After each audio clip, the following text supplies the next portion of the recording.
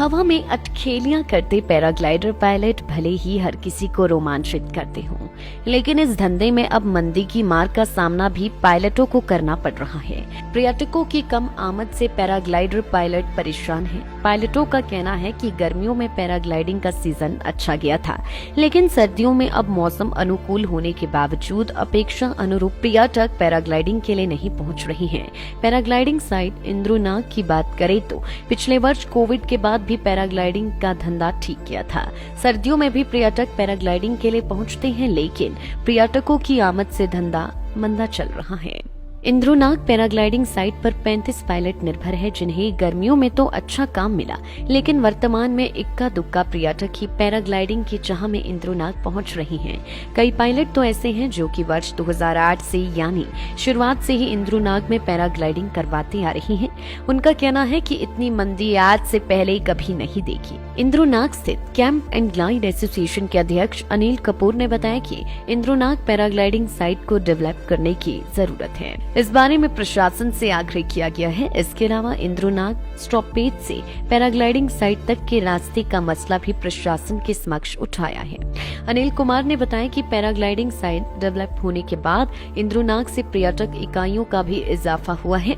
वर्ष 2008 से पहले इंद्रुनाग में मात्र 2 रेस्टोरेंट थे, जबकि वर्तमान में कई होटल, होम स्टे और कैंपिंग साइट स्थापित हो चुकी है। पर्यटन गतिविधियां बढ़ने से निश्चित तौर पर क्षेत्र की ख्याति बढ़ी है, लेकिन इस बार सर्दियों में धंधा मंदा चल रहा है। सर देखिए, मैं 2008 से पैराग्लाइडिंग से जुड़ा हूँ और ये सबसे इस साल जो इवन की कोविड के बाद भी अच्छा काम था, बट इस साल बहुत कम स्केल है। जैसे आप पिछले साल के हिसाब से मान के चलो तो 25% पैराग्लाइडिंग अभी यहाँ पे हुई है। एक्चुअली रुझान कम नहीं है, बट टूरिस्ट ही कम है धर्मशाला में ना, इसलिए टूरिस्ट जैसा फ्लो होता था हर साल वैसा इस बार है नहीं, कम है काफ़ी टूरिस्ट। जी, पैराग्लाइडिंग के जो इक्विपमेंट हैं ये सब यूरोप से आते हैं, सब यूरोपियन कंपनीज़ हैं। यहाँ पे हमारे मनाली में एक डीलर है भगत राम जी, तो उनके पास डीलरशिप है, उनके थ्रू हम परचेज़ करते हैं।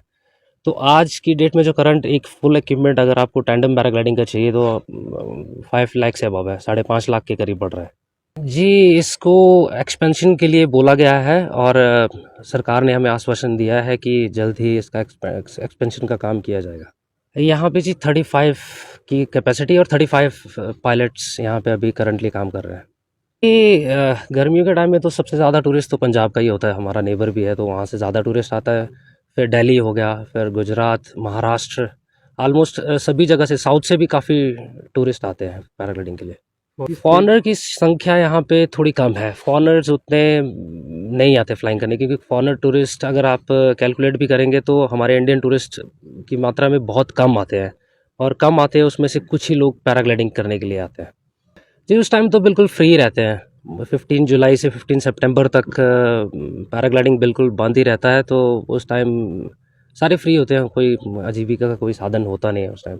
सरकार के समक्ष हमने तो यही मांग उठाई थी कि बरसात का मौसम अगर बारिश नहीं हो रही होगी तो सेफेस्ट वेदर होता है फ्लाइंग के लिए, तो हमारी तो मांग यही थी कि जैसे बाकी सीज़न में हम करते हैं कि बारिश होती है तो फ्लाइंग बंद कर देते हैं, तो बरसात में भी यही है कि अगर बारिश नहीं होगी तो फ्लाइंग करने की हमें परमिशन होनी चाहिए।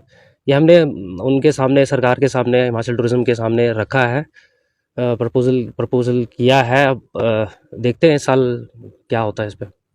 लाइफ टाइम्स टीवी के लिए कांगड़ा से राहुल चावला की रिपोर्ट। आपके क्षेत्र में भारत सरकार के MSME टेक्नोलॉजी डेवलपमेंट सेंटर के द्वारा प्रमाणित nursery teacher, Naini, yoga trainer के दाखिले शुरू हो चुके हैं। सीट अलॉटमेंट के लिए आज ही संपर्क करें अपने NCFSE के केंद्र में 7814609930।